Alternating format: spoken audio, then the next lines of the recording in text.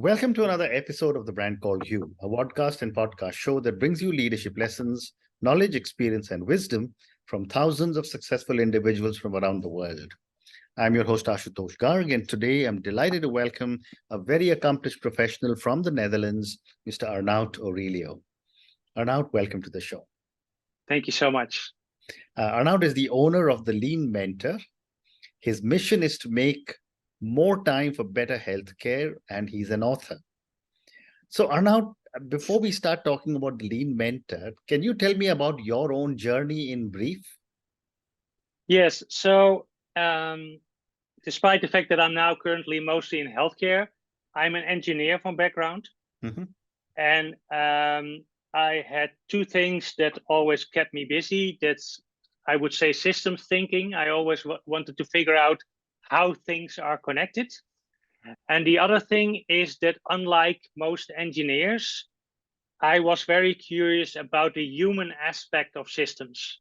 So what happens when humans touch systems, how they interact and how they influence systems, Right. and how they can improve them. And so I have 2 degrees in engineering, and later I did a business marketing post-academic study. I became first production manager in the automotive industry, followed by project management. But I soon found out that all these technical stuff is nice, but I wanted to have more influence on how people experience their work. So I changed over into consultancy, and I was mistaken that I was changed over into consultancy, because although we called it consultancy, what we did is we went to the shop floor of our clients, and we discussed with operators and technicians and everybody who worked there what could be done to do the work better. And they had always all kind of fantastic answers.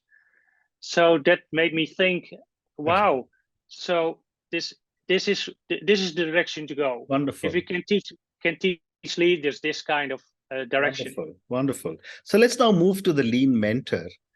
How would you define lean thinking, and how do you apply it to healthcare? So lean thinking, well, it can mean many things to many people, but for me, it's based on these 2 values: continuous improvement and respect for people. And I translated this respect for people in challenging them and developing them. So every time you want to improve something, you have to balance both. You want to improve your performance, but you want to enhance and grow the people while doing it. So what does that mean for healthcare? Well, it's quite an opportunity, because healthcare is full of these awesome professionals, which are so dedicated to doing a good job for human beings. Right. So the only thing you need to do really is help them remove all the obstacles that keep them from actually helping patients. And I discovered in my journey, there's quite a lot of those obstacles. And what would you say are some of the key principles of lean thinking that you can apply in the healthcare industry? So let's say that I just pick a few, because it's a whole set. Yeah. And the most important thing is that you have to understand that it's a system. So please don't cherry pick principles or tools or methods to go about your improvement, but think about the system you use to solicit that improvement. And then one of the most important principles is that all the knowledge you need to be excellent is already in your organization. Okay. So I think this is one of the most important that I use as a very interesting guiding torch for improvement process. And the other thing is, it's all about the long term for all stakeholders. So that means it's not a zero-sum game, but it's a non-zero-sum game. We need to figure out things that work for the community, for the nurses, for the doctors, for the management, for the taxpayers or the patients. We need to figure out things that help them all to grow. Very interesting. I think these two that would be the most great important. response. Great response. And how can lean thinking improve patient outcomes and safety? So, well, first of all, it will revive the focus on those two. I think we do a lot of things that have only to do with money. I would call that a circle of continuous misery. We start at the wrong end of the equation, the money, and we say we don't have enough money. So we start budget cutting, and this will affect quality, of course, and safety. I think we should turn it around, and Lean helps us to refocus on safety and quality and say, if we do only the things that keeps us safe and helps patients to thrive, then we save a lot of time and money on things that don't contribute. Right. And that's the way to become more efficient. Right. So efficiency is a result of quality improvement and not the aim. And what would you say, Arnout, are some of the common challenges or barriers to implement lean thinking? Well, there's quite a few. And if we talk about healthcare, what I see is there's little problem awareness. So we talk a lot about the symptoms of bad healthcare, like staff shortages, or rising costs, or demographics, which are all outside of our control. And although the physicians are taught to be expert in their field, they are little to no expert in the process they need to actually deliver their care to patients. So I think that lean thinking can help them overcome this hurdle by teaching them that you need a process. And especially now, because healthcare is really a team sport. There's no one doctor that can help patients, not even your general practitioner. He has all these people around him that need to help him to give this excellent patient outcome. So that would be the most important, that we teach people what is the real problem and how are you going to improve your process and not only the content of your work. Great response. Thank you. And what role does leadership play in promoting and sustaining lean thinking? So if you should Google that or should look on LinkedIn, then everybody says it's the sole and most important factor. And I agree, but not for the reason that most people think. Many people attribute a commitment of senior leadership as the single most factor. Correct. But of course that raises problems if you're not a senior leader, because then you start waiting for your boss to do something. I think for me, leadership is not someone, but it's a process. And everybody can and will be a leader some way or another in his life, like you're a mother, or maybe you're running a social club. And I think that if we see leadership as a process, we can teach everybody, especially those in the front lines that are the best suited to solve our problems, to teach them what leadership they can use and how they can use it to be effective in changing things and in making that change effective together with their colleagues. Very interesting. And what would you say are some key metrics that you would use to measure the success of a lean thinking initiative? Yes. So with metrics, I would say it's not up to me. I think that it's up to those that do the work together with their leaders to figure out what the best way is for each different process. Right. Because I'm not from healthcare. So I know how to define process metrics or outcome metrics. but I shouldn't be the one responsible for defining what it should be. Correct. Although I think always start with safety. Well said. And in your opinion, how does lean thinking promote a culture of continuous improvement? Yes, so a great question, because now it ties all back to when you start to ask me what is lean thinking. Yeah. So continuous improvement is one of the values. And if you're living your values, then a culture will emerge. And depending on where you are in the company, this will spread fastly or maybe a bit slower. But if you manage to lead according to those values, then this will be contagious. And then you will get not only a process of continuous improvement, but a culture of continuous improvement, where everybody every day thinks about what can I do to improve. And would you say there are any cultural or organizational factors that can impact successful implementation? Yes, of course it will, because if you want to change something, there's two things important. There's where you want to go to, your future state, as it were. And then, but only when you know where you are at now, you can see the gap and start trying to move towards your future state. And the current state is different for everybody. So you talked about my my book. I have, I think, almost half a chapter only about how much time you should spend on your current state.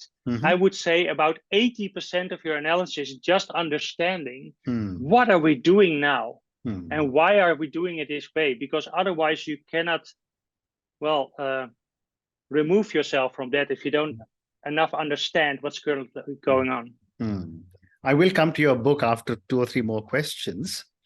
My next question to you, Arnout, is, are there any ethical considerations to keep in mind when you're implementing lean thinking? Yes, very much so, because in healthcare there are quite some ethical. So first of all, because, well, one of the pillars is respect for people.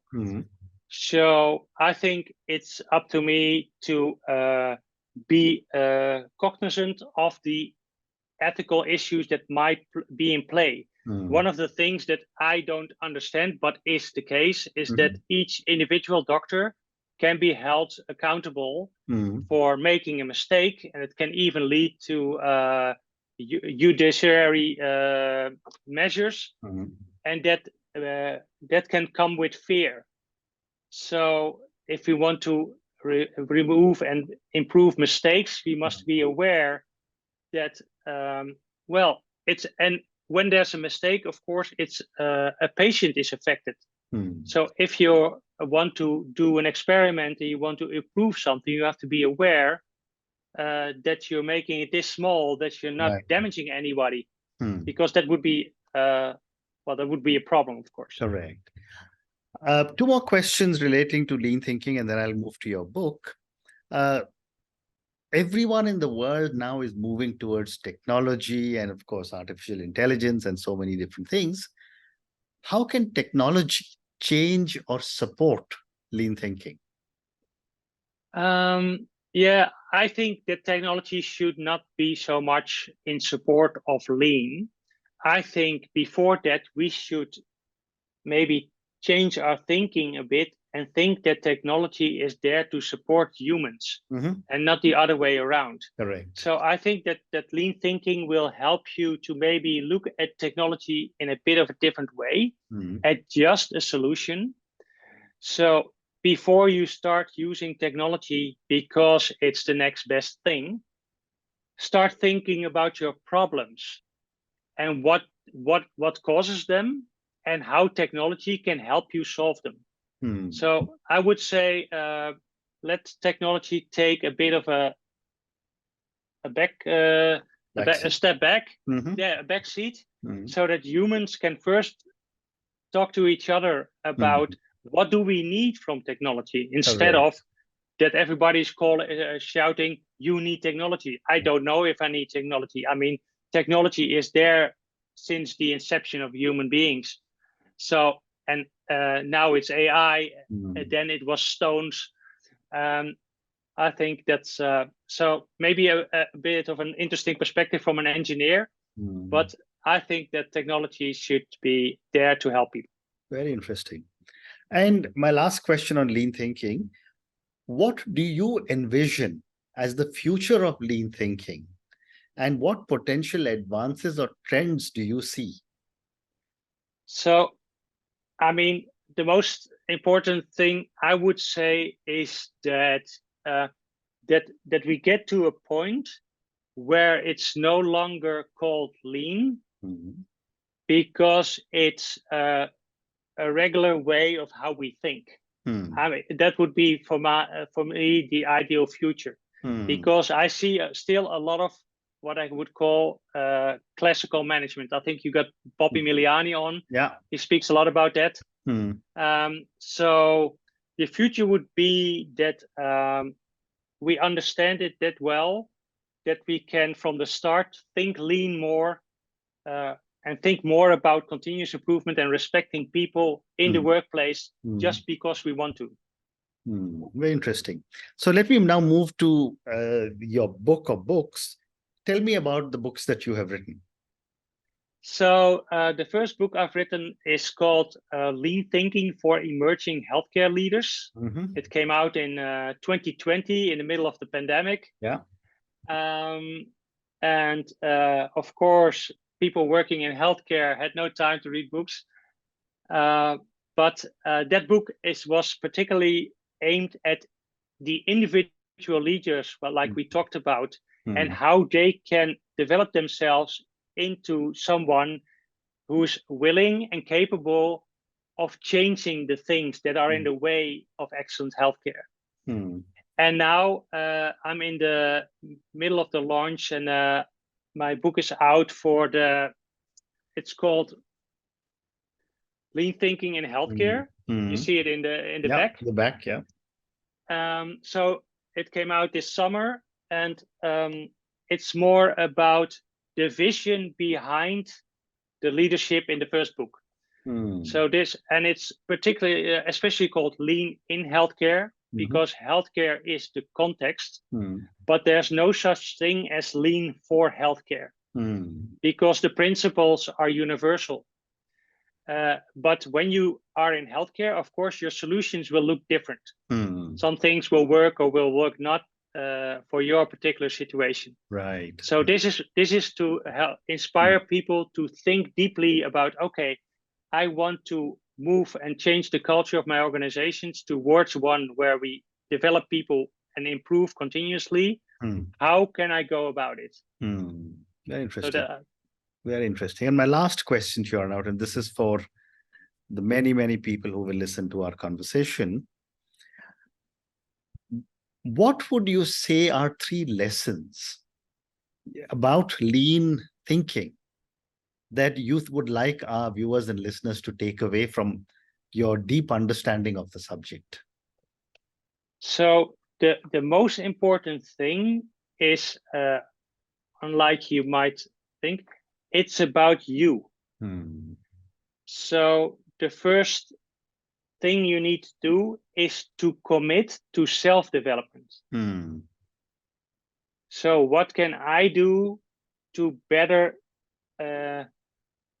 do my job? Correct. To improve my job, to engage my colleagues, and only then, when you're in that modus, then allow yourself to help others. Correct. Okay. And then help those others again, not by improving their work, but by teaching them how they can that it becomes like an oil spot.